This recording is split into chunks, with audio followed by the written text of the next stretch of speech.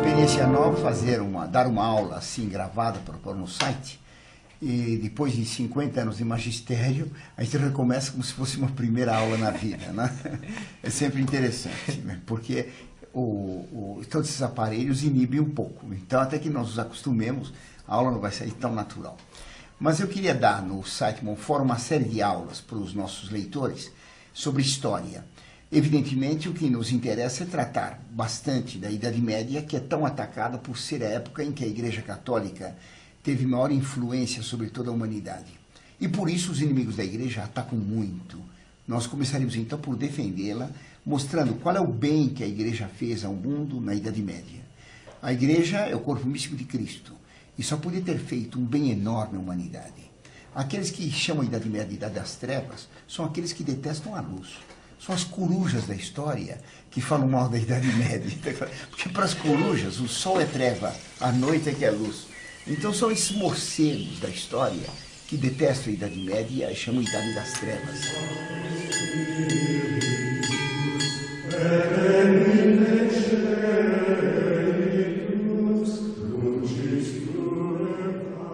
Foi então a época em que a Igreja teve maior influência, em que a luz de Cristo iluminou todo o mundo. E é claro que, para aqueles que detestam a luz, a Idade Média é a Idade das Trevas. Assim como os morcegos consideram o dia tenebroso, assim também esses inimigos de Cristo, luz de Deus, inimigos da Igreja Católica, eles não veem a luz de Cristo, eles não veem a luz da Igreja e a chamam de treva. Eles falam que a Idade Média foi a Idade das Trevas, da ignorância, da violência, da estupidez, da barbárie. Ora, isso é absolutamente contra a realidade. A Idade Média foi uma idade apaixonada pela luz. Tudo na Idade Média falava de luz. Primeiro ponto importante, eles dizem Idade das Trevas porque consideram que o mundo moderno, a idade do racionalismo, dominada pela razão humana, esse mundo seria o mundo luminoso, é o mundo do iluminismo. Já os renascentistas, antes do iluminismo, tinham chamado a Idade Média de Idade Gótica, quer dizer, Idade dos Godos. E criticando a Idade Média como Idade dos Bárbaros Godos, sem querer eles deram um nome bonito. Porque na língua germânica dos bárbaros, Gott é Deus, e gótico quer dizer divino. É o adjetivo de Gott, não é verdade? Então, querendo ridicularizá-la, acabaram dando um nome muito conveniente. Porque a Idade Média foi a Idade da Luz. Eles costumam dizer que a Idade Média foi a Idade das Trevas porque dizem que a Idade Média foi a época de ignorância, em que dominava a fé e não a ciência, não o saber, não a verdade. E por isso, então, ridicularizam aqueles tempos bárbaros como se fossem tempos de ignorância. Ora, os que dizem isso nas escolas, nas faculdades, estão numa contradição enorme.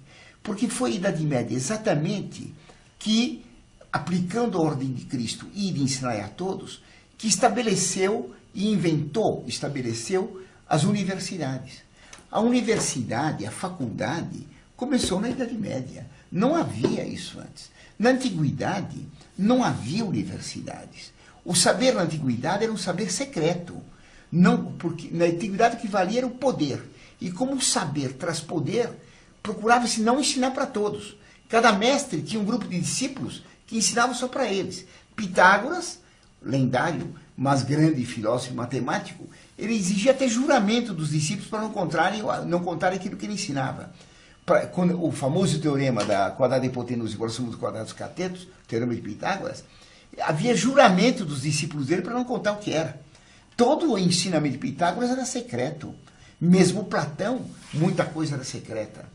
Então, na Antiguidade, o saber era seletivo, ensinava só para alguns que eram preferidos de um mestre e nunca para todos. Cristo mandou ir ensinar a todos. Por isso a Igreja, desde que ela pôde ter liberdade, ela estabeleceu a escola.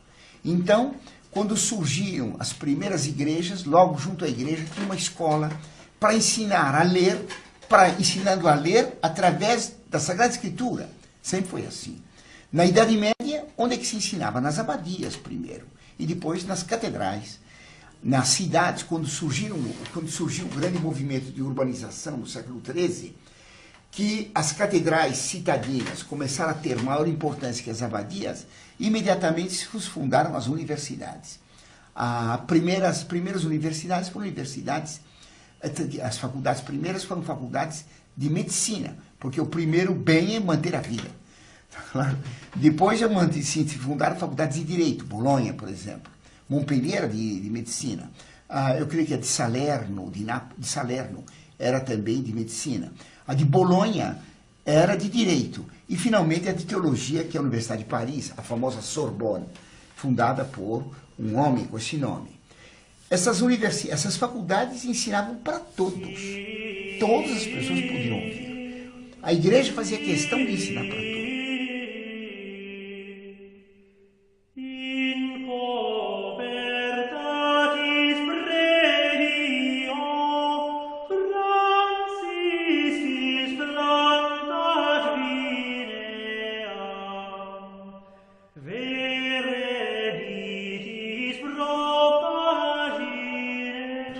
Então, esses coitadinhos que falam mal hoje da Idade Média, eles estão numa contradição imensa. Se há faculdades e se há escolas, é porque a igreja fundou a escola e faculdade. Tá claro? Era para todos, e era um ensino de alto nível. Para se saber como era esse ensinamento, basta dizer que a Suma Teológica é o conjunto de perguntas que os alunos faziam a São Tomás e que ele respondia sistematicamente, discutindo uma questão, dava primeiro os argumentos falsos a favor de uma tese, depois dava o argumento contrário, depois dava a solução, respondia a cada argumento falso e fazia triunfar finalmente a verdade. Além disso, então, uma aula na Idade Média era um verdadeiro debate. Na Idade Média se ensinava o professor chamado leitor, porque ele lia os livros antigos e os comentava. Então era o lente, como se diz hoje, aquele que lê. Então ele lia um livro da Antiguidade, ou a Sagrada Escritura, e comentava para os estudantes. Podia se interromper à vontade. Todo professor era obrigado a debater. Então havia debates públicos com os estudantes, e eram debates pinga-fogo, quentes. Mas havia, além disso, debates entre professores, entre filósofos. Então acorriam tantos estudantes, porque a Idade Média era ignorante, acorriam tantos estudantes que eram obrigados a colocar bandeiras ao lado, era em praça pública, bandeiras para onde ia o vento, para o público correr na direção do vento e não perder palavra. Tá entendendo? Hoje em dia, que nós temos tanta cultura, o que vai se ver é a luta de boxe para ver quem dá mais soco na cara do outro. Tá entendendo ou não? Essa é a cultura do século XX. E na Idade Média, viu-se debates de filosofia. O debate entre São Bernardo e Abelardo ficou famoso. Então, milhares de pessoas indo a Sens, S-E-N-S, cidade aqui do Cesana de Paris. Paris era só bispado, Sens era o arcebispado. Na Catedral de Sens foi esse debate, mas um debate que foi curtíssimo, porque São Bernardo, logo na acusação a Abelardo, liquidou com ele e fugiu. Mas havia milhares de pessoas para assistir. A Idade Média, então, foi uma época em que se estudava e de alto nível.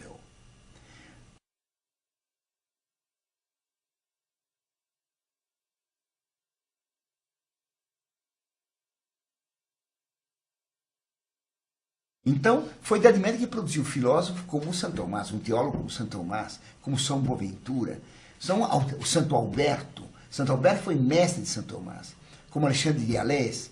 Quer dizer, eram filósofos de altíssimo nível. Tá claro? Porque deve-se compreender o seguinte. Muitas vezes o estudante pensa que na Idade Média grande filósofo foi São Tomás, e não havia mais nenhum. Isso é um absurdo. Assim como numa planície, não se levanta de repente uma montanha na planície amazônica. Não aparece de repente uma montanha sozinha, o Everest, sem nada ao lado. Assim na história nunca aparece um grande homem sozinho. Aparece sempre um grande homem cercado de gênios um pouco menos que ele e assim por diante. Como numa montanha muito elevada, tem em volta montanhas menores, montanhas médias, montanhas pequenas, depois tem colinas, morros. Não se passa do pico Everest de repente para a planície. Isso não existe. Toda montanha está numa cordilheira.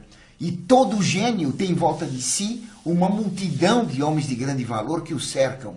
Porque se houvesse um gênio sozinho, só São Tomás, quem que era aluno desse gênio? Ele sozinho, o resto, uma multidão de analfabetos, ele não podia ensinar ninguém. Se nós tivéssemos com São Tomás a multidão que nós temos hoje, eles não aprenderiam nada. São Tomás não teria alunos, porque é muito difícil. A Suma Teológica é difícil de estudar lá hoje.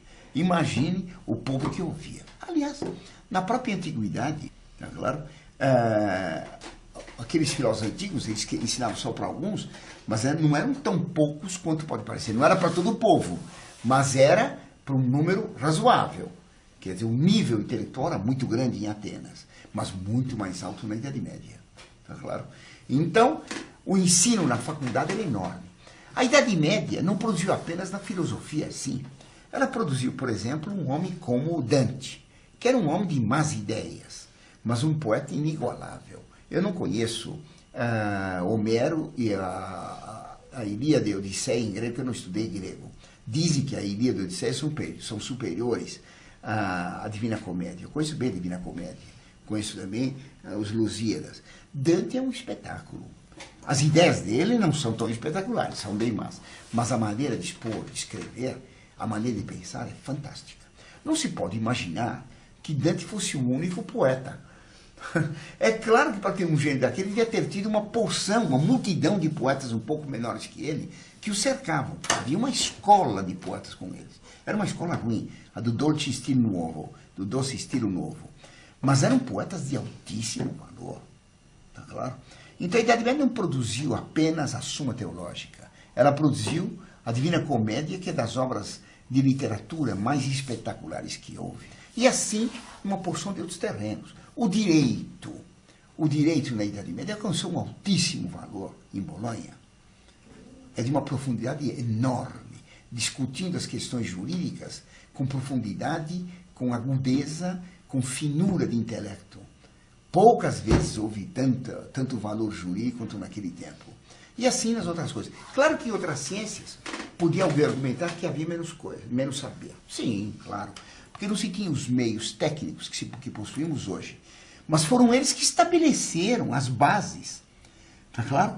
Se é possível construir um grande edifício, é porque alguém construiu os fundamentos. Se os fundamentos não foram bem postos, não dá para construir um grande edifício. Se depois foi possível construir uma grande ciência, foi porque a Idade Média estabeleceu os fundamentos disso. Tá claro? Na física, por exemplo, quem estudava a Idade Média? Essa idade das trevas, eu disse, era apaixonado pela luz. Sim. O que eles estudavam mais em física? A ótica. Claro.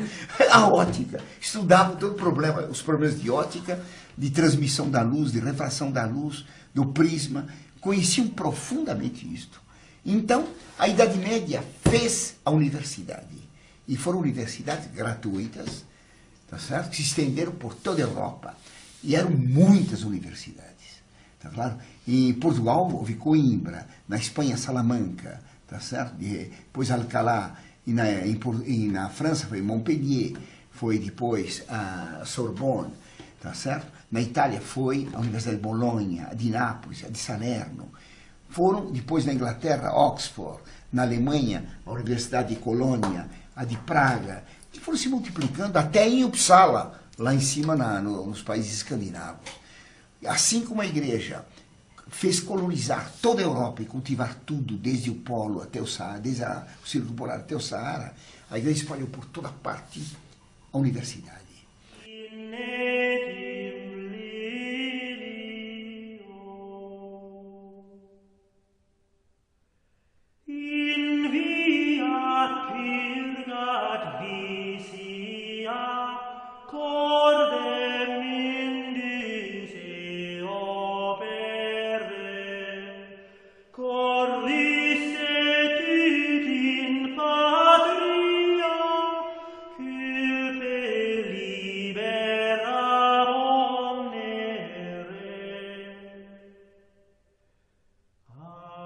E era um saber bem elevado. Se depois se pôde continuar, é porque havia mestres. Os renascentistas, que desprezavam a Idade Média até, alguns deles reconheciam que eram pigmeus, que só viam mais longe porque estavam apoiados nos gigantes da Idade Média, que tinham estabelecido os fundamentos de toda a cultura ocidental. Tá claro? Então a igreja fez isso. Ela fez a escola também. Ensinava-se a ler através da Sagrada Escritura e dos Salmos. Tá claro? E os alunos eram de todas as classes. Assim, por exemplo, O abade Suger, que era filho de servos da gleba, foi colega na escola do rei Luís VII. Ficaram amigos. Um era camponês, o outro era rei. O abade Suger era um homem de extrema capacidade. O rei acabou nomeando ele abade da abadia de Saint-Denis, que era a necrópole dos reis da França, e ele acabou se tornando regente da França. Então, todo mundo podia aprender. Ao lado da universidade, da faculdade, gratuita, como eu disse, o estudante podia passar por qualquer faculdade. Entrando em Paris, ele estudava em Paris, mas ele podia passar a estudar em Praga, em Cracóvia, ou em Nápoles. Ele podia variar de local à vontade. Estudava sempre latim, que era a língua culta, como hoje é o inglês, tá certo? Mas naquele tempo todo mundo entendia o latim e a aula era dada em latim, tá certo? Além disso, havia da Faculdade de Medicina, havia sempre, no conjunto da catedral, havia sempre o hospital.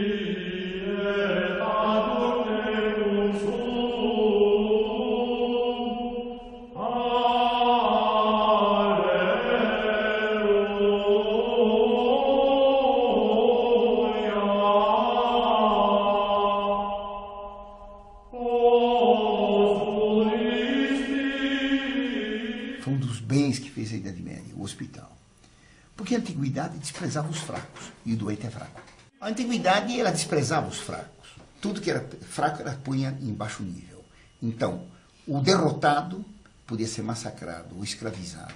O escravo era considerado um objeto. O doente era eliminado. Em Roma, o pai podia, depois de 5 dias do nascimento da criança, examinando o filho, diante de testemunhas, ele podia determinar a morte da criança, jogando para os lobos, porque a criança tinha algum defeito, ou simplesmente porque era débil. A Idade Média fazia o contrário. Todo fraco devia ser protegido. O doente, o pobre, tá certo? O vencido, a mulher, o ignorante, o leproso, tudo assim. E por isso, junto à catedral não era só o prédio onde se tinha a cadeira, o bispo, onde se realizava o culto oficial de uma diocese. A catedral era um conjunto de edifícios que incluía o que se chama hoje catedral, onde tinha a cátedra do bispo, a residência do bispo, a casa do cabido, dos cônegos que geriam a diocese, e o hospital. Na França, a Maison Dieu, em Portugal, Santa Casa de Misericórdia. Sempre junto à catedral tinha um hospital. E o hospital era gratuito. Não havia INSS. A igreja que cuidava de todos os doentes. Então, a benfeitoria que a igreja fazia era enorme. Ela ensinava através da universidade, ligada sempre ao bispo e à catedral, e além de ensinar, ela cuidava dos doentes. Foi a igreja que inventou o hospital. A Igreja Católica da Idade Média fez, por ter feito a universidade, fez um bem imenso à humanidade. Não haveria nenhuma faculdade hoje, nenhuma ciência se não tivesse existido a Idade Média com a universidade. Foi ela que estabeleceu as bases para se desenvolver o conhecimento humano. E hoje, os ingratos dizem que a Idade Média foi ignorante. É muita ignorância do mundo moderno. Mas não fez só isso, fez um hospital. Na antiguidade não havia hospitais. No mundo pagão não havia. É Cristo que ensinou que devia se cuidar do doente como o bom samaritano cuidou. Então, foi a igreja que fez o hospital, desde os primeiros tempos do cristianismo. Na antiguidade, o leproso, por exemplo, era considerado um maldito. E como se julgava que a lepra era contagiosa, eles atiravam pedras para expulsar o fulano. Na Idade Média, a igreja isolava o leproso, ela fazia o leprosário. Mas ela convencia moços e moças sadios para ir ao leprosário cuidar dos leprosos. Compreende, não?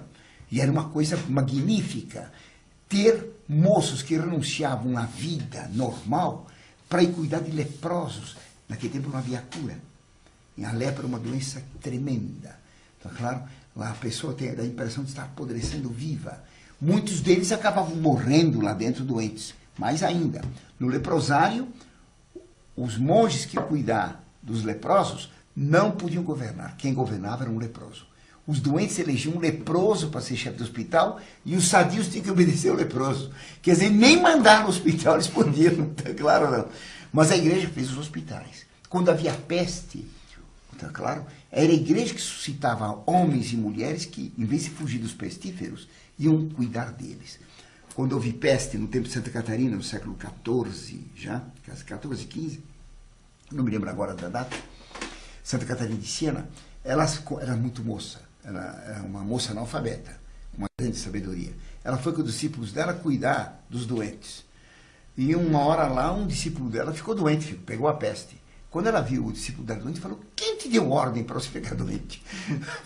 Fica de pé já, eu quero que você cuide dos outros e não fica doente. Ele falou: estou doente. Fica já bom. Deu ordem para ele, lá ficou ele bom. Tá claro? E nenhum deles morreu. Tá claro? Eram verdadeiros milagres, porque os discípulos dela não pegaram a peste. Mas a igreja suscitava essa caridade extrema, que era da peste. Há um hospital medieval que eu visitei ainda recentemente na França. Você foi a Bonn? Fui a Bonn, sim.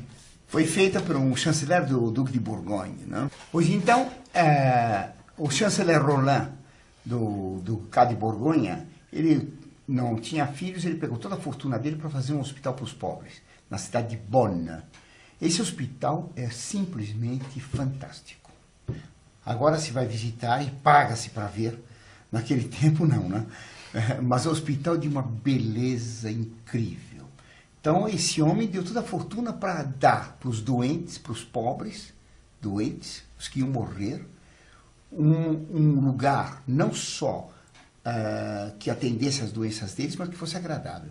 Então todos os telhados são coloridos. As telhas são de cores diversas, fazendo desenhos. Então o doente que estava convalescendo, que estava no pátio, via todos os telhados alegres, cheios de desenhos, tem até hoje. A sala dos doentes mais graves, a UTI, vamos dizer assim, daquele tempo, é uma sala de luxo inacreditável. Parece uma sala de reis. Os doentes têm pequenas cabines separadas por cortinados vermelhos, mas um vermelho de veludo espetacular. Tá claro? Todos eles podiam, por cima das cortinas, ver o fundo da sala, onde tinha o altar onde o padre rezava a missa todo dia. Eles podiam, das camas, assistir a missa. Tá? E o altar é enfeitado por pinturas dos melhores pintores do tempo. Então tem uma pintura no fundo, é um quadro famoso de Rogério van der Weyden, que é uma das obras-primas da pintura flamenga, mas uma maravilha. Todo hospital é simplesmente fantástico. E aquilo era feito para os pobres. Tá claro? A Idade Média, ela tinha o cuidado com o pequeno. Ela nunca abusava do pequeno. Por isso que até hoje sobraram pequenos paizinhos minúsculos. San Marino, por exemplo. A República de San Marino existe até hoje na Itália. Lá tem um autódromo, né? A República de San Marino é uma montanha embaixo do autódromo. Mas a República era uma montanha, em cima tem um castelo e uma aldeiazinha. Só isso aí. Ninguém pegava. Por quê? Porque era pequeno, podia todo mundo pegar dos reinos poderosos. Mas não, o pequeno tem direitos. Andorra é uma coisa minúscula. Mônaco é uma coisinha de nada. O Luxemburgo é um paizinho de nada entre a Alemanha e a França.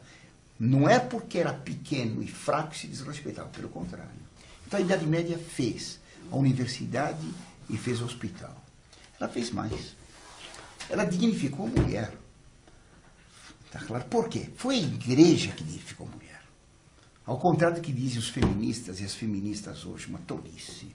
Na antiguidade, quem que era famosa? Qual é a mulher famosa da antiguidade? Pergunta para qualquer um em qualquer escola. Eles vão citar quem? Vão citar Cleópatra, certo? Vão citar Messalina, vão citar Semíramis, vão citar Safo, isto é, mulheres, Agripina, vão citar mulheres famosas pela corrupção. Cleópatra foi amante do próprio irmão, foi amante de Otávio, quis ser amante de César, amante do primeiro que chegasse. Claro, não, era um monstro.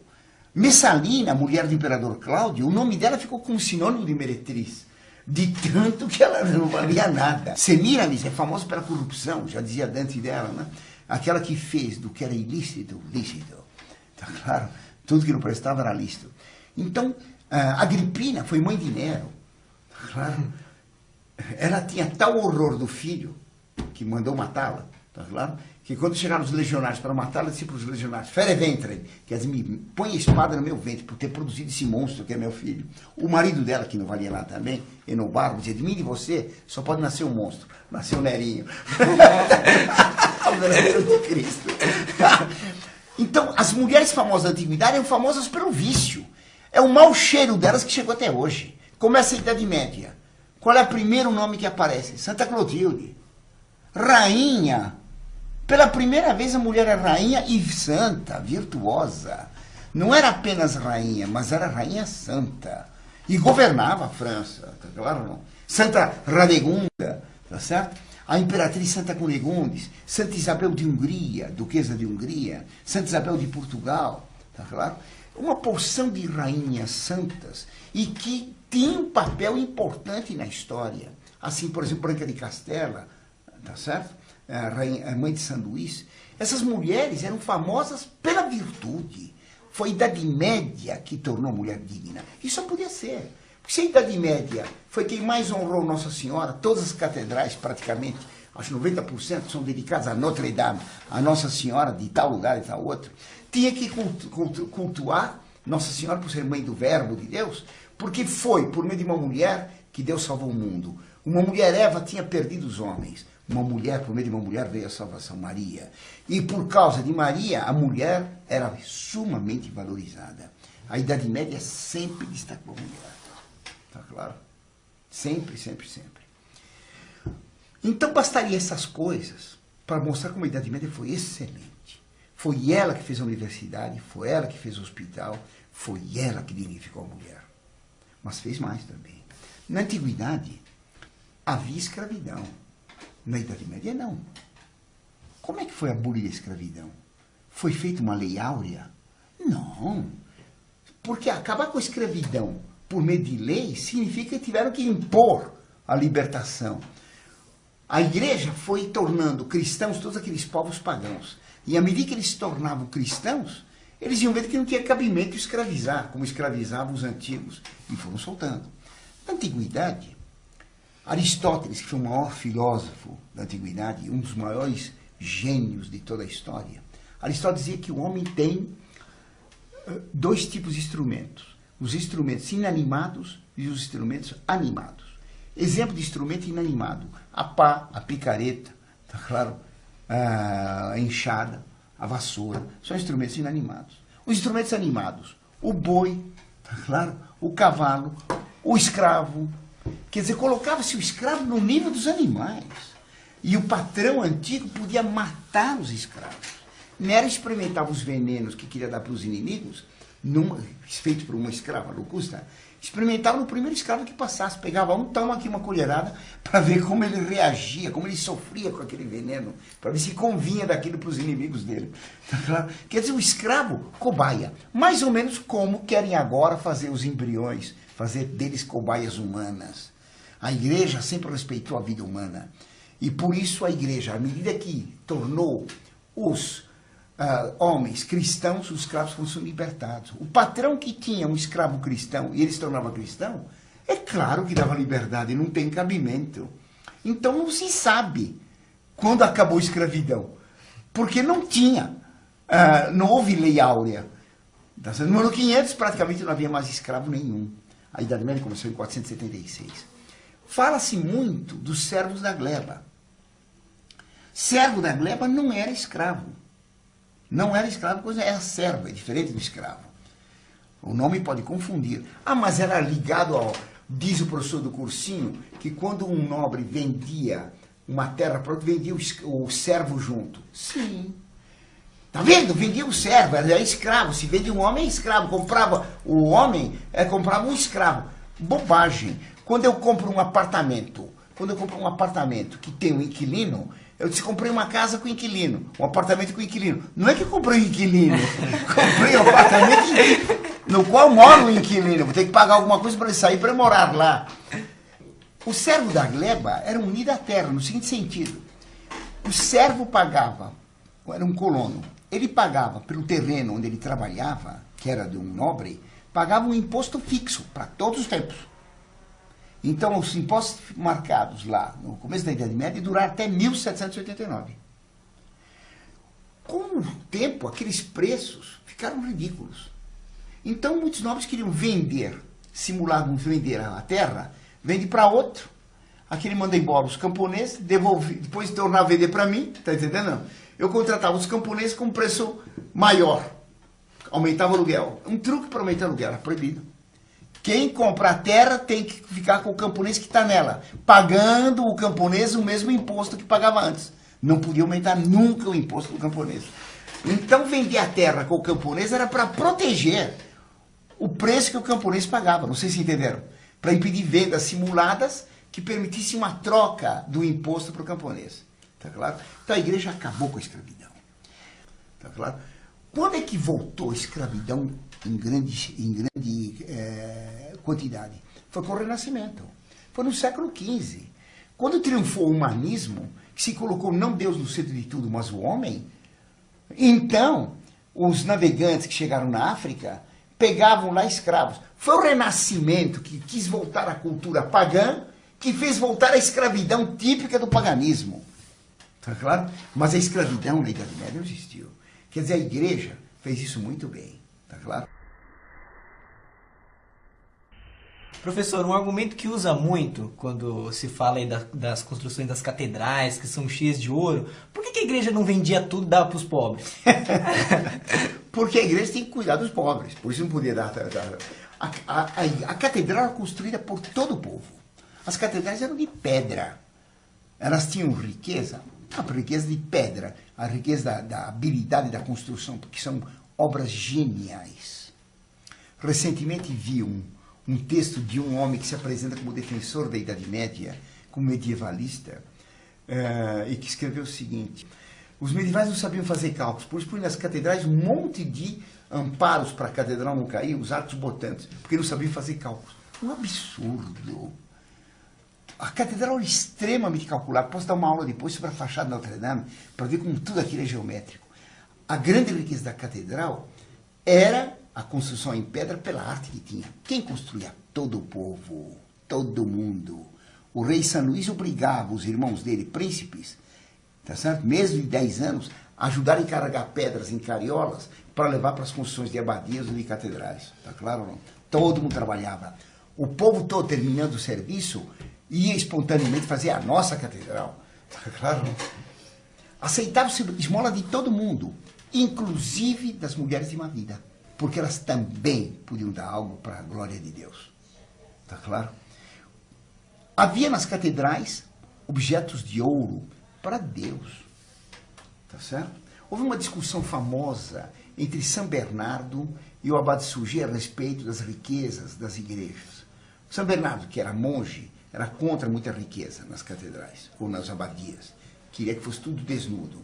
E o abade Suger acabou convencendo ele que não devia ser assim nas catedrais para o povo. Por quê? O povo vai na catedral e lá que ele aprende muita coisa. A catedral tinha, às vezes, 10.000 estátuas, com toda a história da Sagrada Escritura. Podia-se conhecer toda a Sagrada Escritura pelas estátuas, toda a vida de Cristo. Está claro? Aprendia-se toda a história na catedral. Havia também objetos de muito valor. São Bernardo dizia que não era conveniente. O abade Suger deu um argumento fantástico, que era o seguinte: na Antiguidade, no Antigo Testamento, Deus mandou que Moisés fizesse objetos de ouro, cálices de ouro, para receber o sangue dos bodes que era oferecido a Deus. Se o sangue dos bodes oferecido a Deus merecia ter cálice de ouro, com que material devia se fazer o cálice que recebia o sangue de Cristo? São Bernardo reconheceu, está muito bem. Então havia objetos de grande valor, de ourivesaria, ostensórios de ouro e prata, fantásticos. Quando havia um desastre qualquer, por exemplo, uma geada que destruía as plantações e havia fome, porque quando havia uma carestia qualquer, uma geada, um terremoto, uma peste, como não havia comunicações fáceis, aquela região passava fome. Porque daqui que dava, não tinha telefone para avisar, olha, aqui não tem pão, mande um pouco para cá. Não havia estradas assim. Então aquele local passava dificuldades mesmo. A igreja, então, pegava toda a riqueza que tinha, dava tudo para os pobres. Tá claro ou não? Aquilo era tudo vendido e com o dinheiro mandava-se vir comida e tudo que era necessário para os pobres serem sustentados. Por que a igreja fazia isso? Porque era fácil daquilo tudo. Porque depois que tinha dado, quando o povo recuperava, voltava tudo. O povo mesmo voltava a dar tudo. Porque tinha-se honra na riqueza que tinha na igreja. Porque a riqueza da igreja é a riqueza do pobre. Os reis têm palácios ricos. O palácio do pobre era a igreja. Não sei se entenderam. É o único lugar que o pobre vê ouro. O ouro é para Deus. Hoje em dia, se tirassem a riqueza das igrejas, vai dar para quem? Quem vai comprar são milionários, que vão fazer colares de pedras preciosas, de ouro, né? Para mulheres de má vida, com que eles se amaziam. Não vai ser dado para os pobres aquele ouro. Esse ouro vai exatamente para a corrupção, para o vício, para a gozação de vida. Na Idade Média, não. O ouro era para Deus. E quando o pobre necessitava, dava-se para o pobre. Tá claro? Tudo bem, então? Então, a igreja acabou com a escravidão. A igreja dava assistência ao pobre. Não havia asilos, né? Os asilos são modernos. O velho atrapalha as férias. Põe o velho no asilo. Na Idade Média, não. É claro.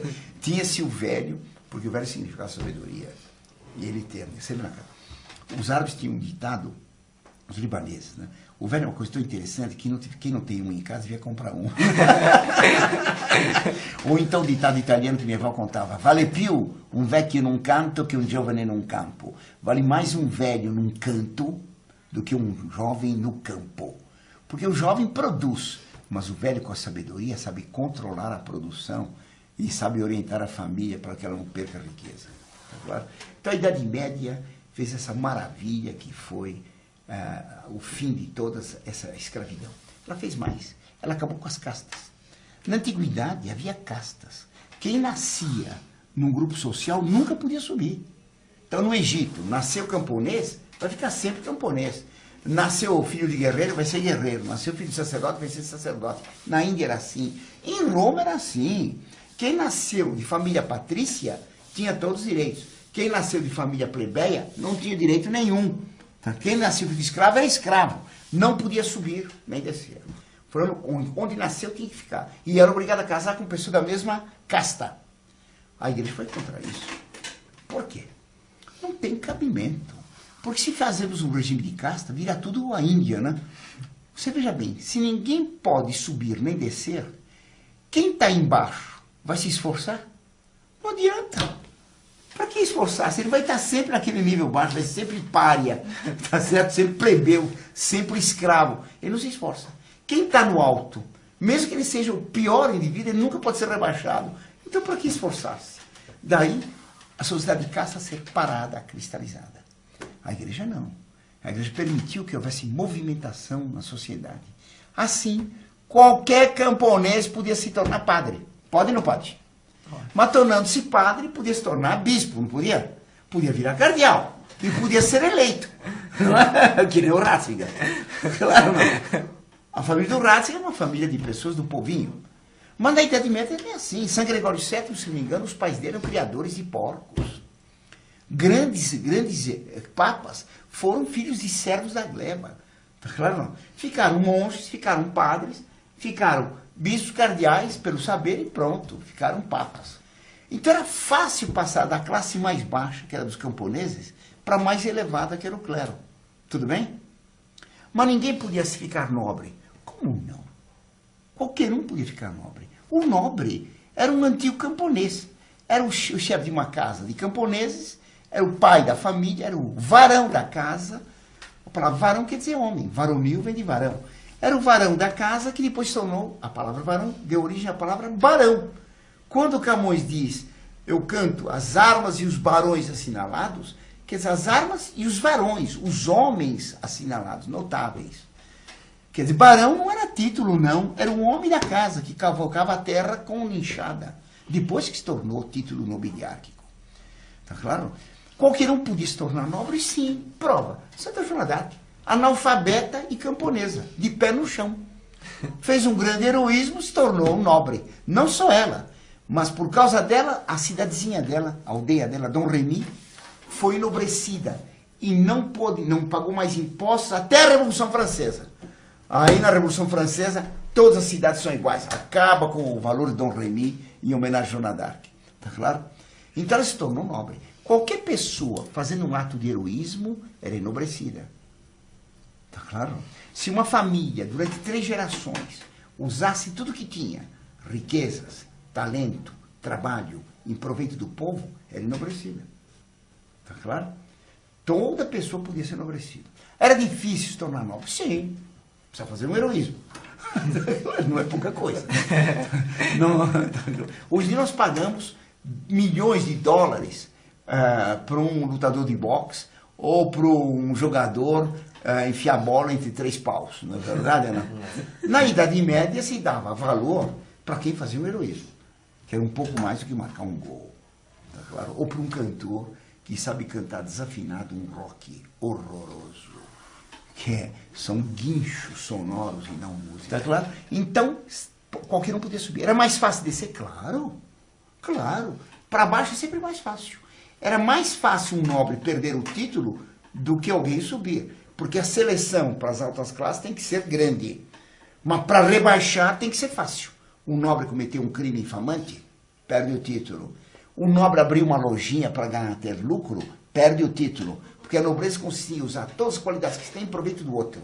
O comerciante usava todas as qualidades que tem para pegar o lucro tirado do outro. É o contrário do nobre. Então o nobre não podia ser comerciante. A menos que a cidade fosse comercial. Por exemplo, Veneza ou então Gênova. Aí ele é obrigado a ser comerciante. Correndo todos os riscos do comércio marítimo, naquelas nauzinhas e galeras que facilmente iam para o fundo, com toda a fortuna do nobre. Né? E com o nobre junto. Até de soltar o último glu-glu-glu e a última bolha. Ele não morria de último suspiro, morria de última bolha. Então era fácil ser rebaixado. A degradação de um nobre era uma cerimônia tremenda. A degradação do cavaleiro. Por um crime infamante, ele é degradado. Então havia muita mobilidade social. Qualquer um do camponês podia ser nobre. Então a Idade Média acabou com as castas. Ela inventou o que se chamou hoje classes. Não eram bem classes, mas eram estados. O indivíduo pertencia a um estado social. Está claro? A igreja fazia questão de que, embora houvesse desigualdade de direitos, todos tinham direito à honra. Todos tinham direito à honra. A honra de cada um era extremamente valorizada. Pensa que só se valorizava o clero, por causa dos títulos do clero, cardeal, arcebispo, bispo, ou então os nobres, conde, visconde, barão, na verdade, duque, príncipe. Não. Havia também honra para o povo.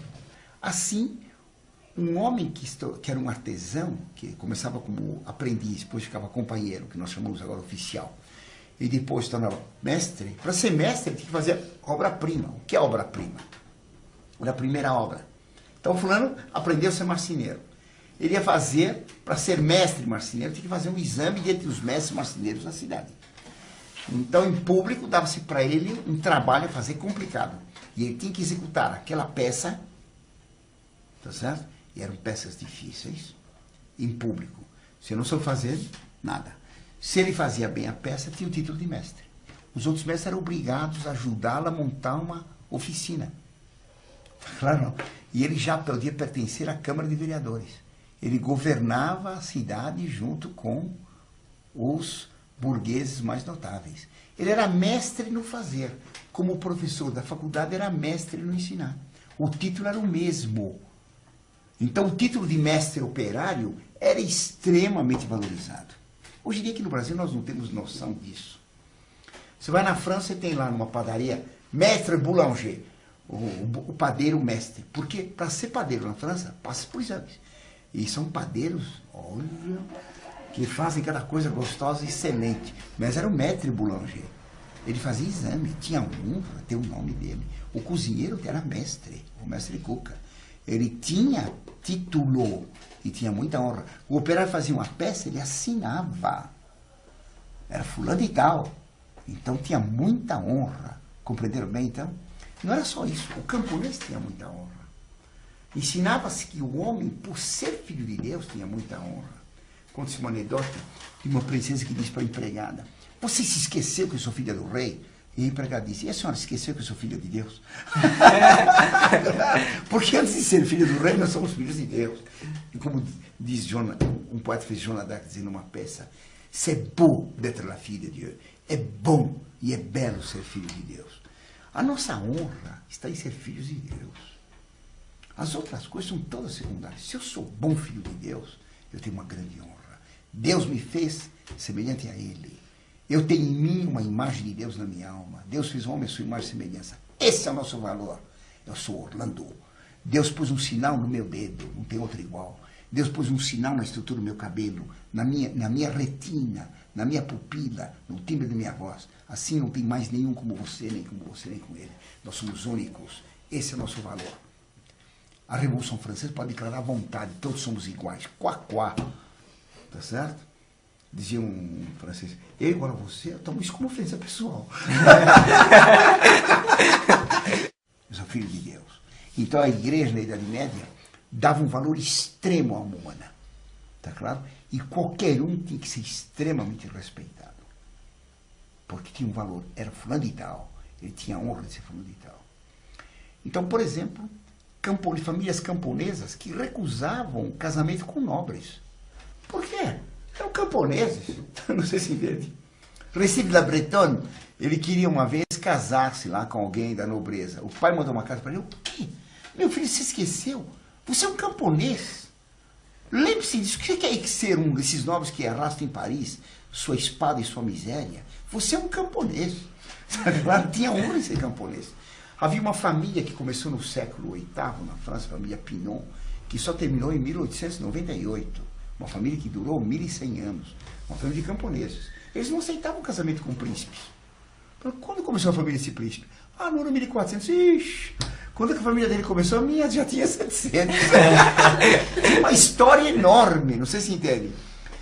Cada um tinha honra com o nome. Honra no que era. Me entenderam ou não?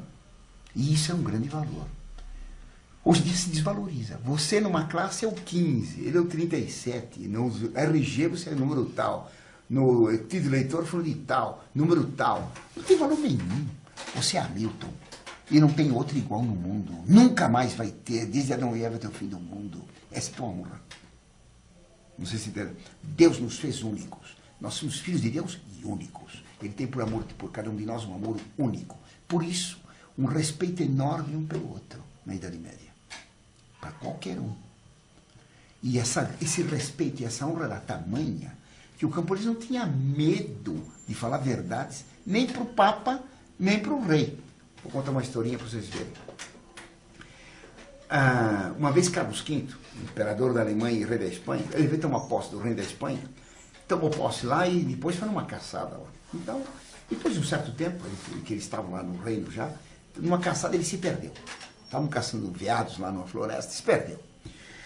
Então ele acabou matando um animal enorme, tá certo? E ficou sentado à beira do caminho lá para ver se chegavam os nobres que estavam caçando com ele. Não chama ninguém. Aí passou uma carroça com um burrico na frente, um intelectual lá na frente, né?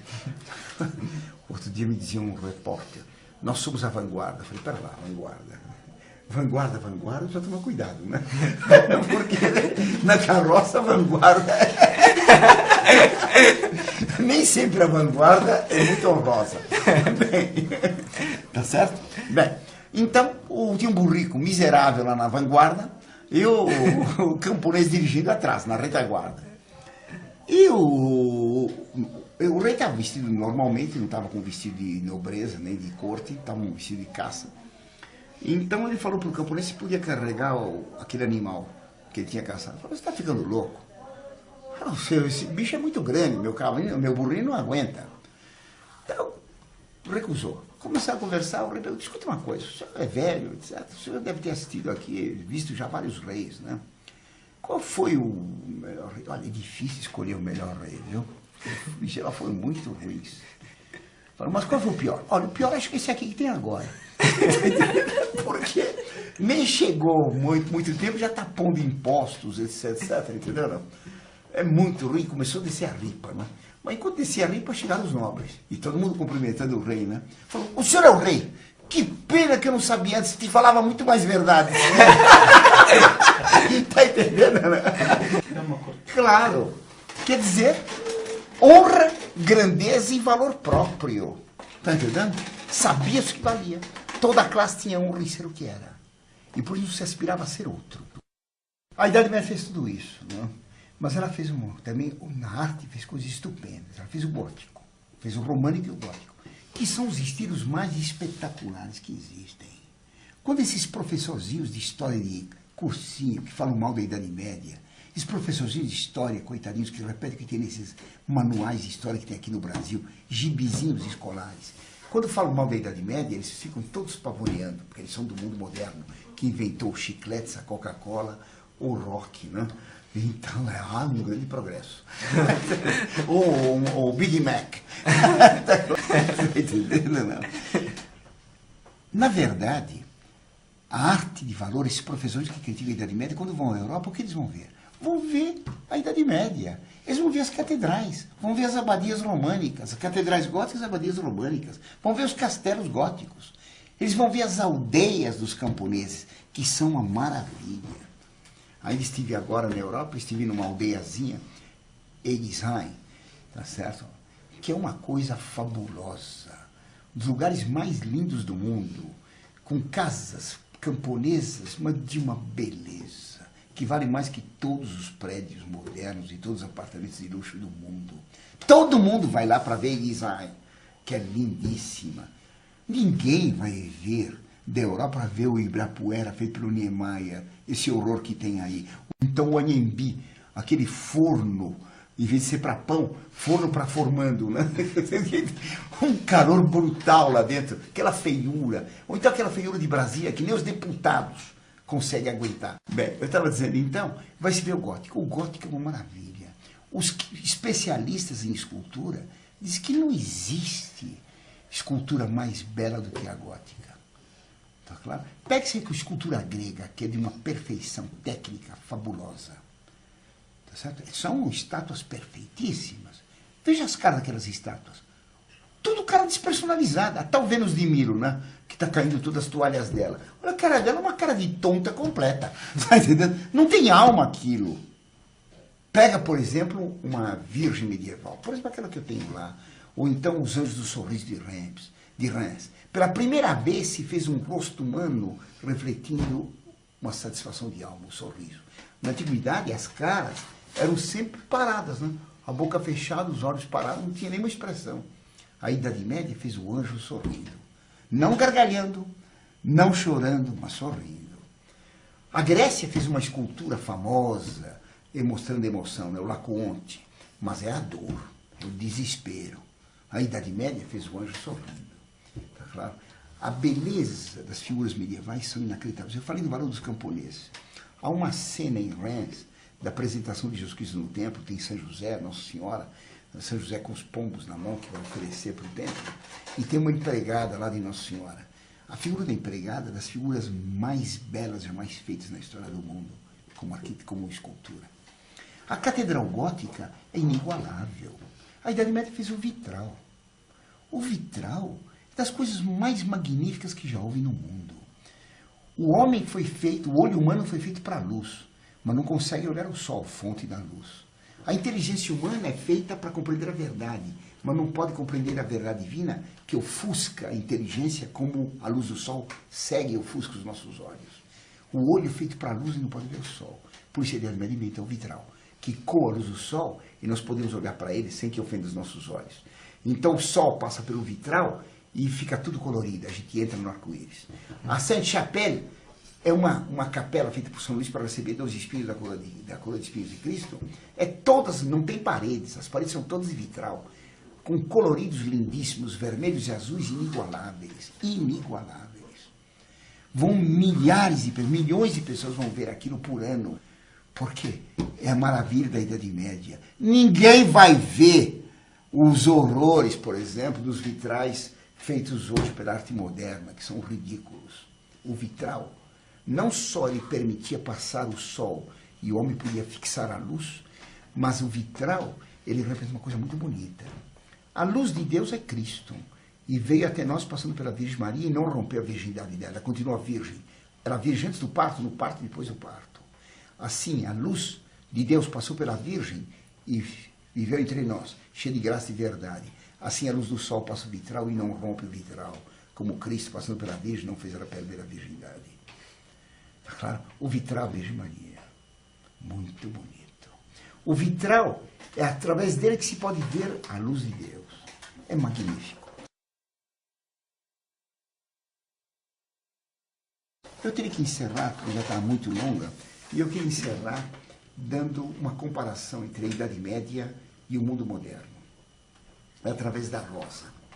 Na Idade Média se valorizou muito a rosa, que foi uma flor trazida do Oriente e que foi cultivada pelos medievais e ficou essa maravilha que é a rosa hoje. Então eles ficavam encantados com a rosa, que não era como era hoje, hein? Ela foi fruto de um trabalho de camponês que foi selecionando e produzindo uma rosa cada vez mais perfeita. O Dante Alighieri, ele fala de uma rosa que é encontrada no campo. E eu li um comentário sobre a rosa de Dante. Então, eu li isso aqui em 1950 e pouco. Era um livro chamado Riserve sull'Umanesimo, de Fausto Montanari. Então ele diz em italiano uma frase que eu não esqueço, que é muito bonita. Nel paradiso di Dante io trovai una rosa. No paradiso di Dante encontrei uma rosa. Não a rosa magnífica, Dante diz. O Fausto Montanari diz sobre Dante. Não a rosa magnífica dos santos e anjos em torno de Deus no céu, que Dante descreve como uma grande rosa. Mas uma pobre rosa do campo, que hoje existe e amanhã não existe mais. Pobre rosa, que tem um perfume e se abrindo ao sol, ela exala o perfume, mas morre. A rosa, ela não retém o perfume para ela, mas ela se abre ao sol, mesmo que vá morrer, para dar o seu perfume para os demais. Assim diz o Dante, é o homem. Deus deu para cada homem um valor. Ele tem que se abrir ao sol da justiça, que é Deus, para dar o bem que Deus deu para ele e para toda a humanidade, ainda que ele morra e feneça. Então a rosa para o medieval era símbolo da doação, do sacrifício, da entrega do valor próprio para outros. Está claro? O que é a rosa no Renascimento, quando surgiu o mundo moderno, que tirou Deus do centro e pôs o homem? Que homem? O rei, o gênio. Não! Tem que ser o cidadão. Está claro? Quem é o homem? Eu ou você? Então, desde que o Renascimento colocou o homem no centro de tudo, começou a luta para ficar no centro. Daí as guerras mundiais, daí a violência. Eu sou o homem. O direito do homem sou eu. Você que se estrepe. Como diz uma canção aí, eu quero que você me aqueça nesse inverno, que tudo mais vai para o inferno. Desde que eu tenha vantagem, tudo mais se estrepe. Vai tudo para o inferno. O cardeal antigo de São Paulo, Dom Arnes, tomou isso aqui como símbolo da campanha da fraternidade. Imagine, quero que tudo vá para o inferno. Se eu me aqueço, que tudo mais se estrepe. Imagine que fraternidade. O século XV, não é certo? Que fez a modernidade, colocando o homem no centro de tudo, como que viu a rosa? Um grande líder do Renascimento, Lorenzo il Magnifico, que não tinha nada de magnífico, era um banqueiro, claro, Lorenzo de Médicis, fez uma poesia para a rosa. Ele tinha um poeta a serviço dele, Poliziano, que era um rapaz muito talentoso e que ele pagava para fazer poesias. Os dois fizeram poesia sobre a rosa. Então eles contam que saíram de manhã e viram rosa assim numa console, rosas frescas colhidas no campo. E eram rosas ainda muito louçãs, perfumadas com orvalho nas pétalas, muito bonitas. Foram embora e quando voltaram, as rosas não estavam mais frescas, nem louçãs, e tinham perdido o perfume. O calor, era verão, tinha feito murchar a rosa rapidamente, tinham caído as pétalas, ela estava morrendo. Concluem os dois, Poliziano e o Lourenço Magnífico. Aproveita o jovem, a rosa, antes que ela pereça. Quer dizer, aproveita a juventude, goza a vida antes que ela passe. Exatamente o contrário da Idade Média. A rosa, tendo um perfume, tem que morrer para dar para os outros, para perfumar o ambiente. O mundo moderno quer aproveitar o perfume do outro para egoisticamente ter prazer e ter vantagem. Eu quero que você me aqueça nesse inverno, que você me perfume nesse inverno e que tudo mais vá para o inferno. A Idade Média ensinava o amor ao outro e o amor a Deus. O amor a Deus, por isso amor ao outro. Tá certo? Filho de Deus. O mundo moderno, que colocou o homem no centro de tudo, pretende que o homem ame o homem. Mas eu sou o homem. Todos têm que amar a mim e não eu o outro. E se luta para ter vantagem, custe o que custar. É a época da disputa, da concorrência, da vantagem, do consumismo. Eu tenho que consumir mais que você, mais que ele, quero toda a vantagem. E que tudo mais vai para o inferno. Na Idade Média, não. Eu quero perder tudo que eu tenho, contanto que você, meu irmão, você vá para o céu. É claro que haveria muitas outras coisas a dizer, mas como o tempo de uma aula desse tipo na internet tem que ser relativamente curto para não cansar as pessoas, eu deixo outros valores da Idade Média para serem comentados outra vez. Por exemplo, o feudalismo, a cavalaria, tá claro? São coisas simplesmente maravilhosas. O valor de um castelo, o valor da aldeia, tá claro? E uma porção de outros elementos medievais que fizeram da Idade Média uma coisa inigualável. A iluminura, tá claro? A vida camponesa, as canções medievais, que são magníficas, tá claro? O gregoriano. Tá claro? Mas isso fica para uma próxima aula, mais musical. Continuaremos essa aula numa próxima ocasião. Agora vamos encerrar, vamos rezar então, para completar. Em nome do Pai, Filho e Espírito Santo. Amém. Ave Maria, cheia de graça, o Senhor é convosco, bendita sois vós entre as mulheres, bendito é o fruto do vosso ventre, Jesus. Santa Maria, Mãe de Deus, rogai por nós, pecadores, agora e na hora de nossa morte. Amém. Auxílio dos cristãos. Rogai por nós. Em nome do Pai, do Filho e do Espírito Santo. Amém.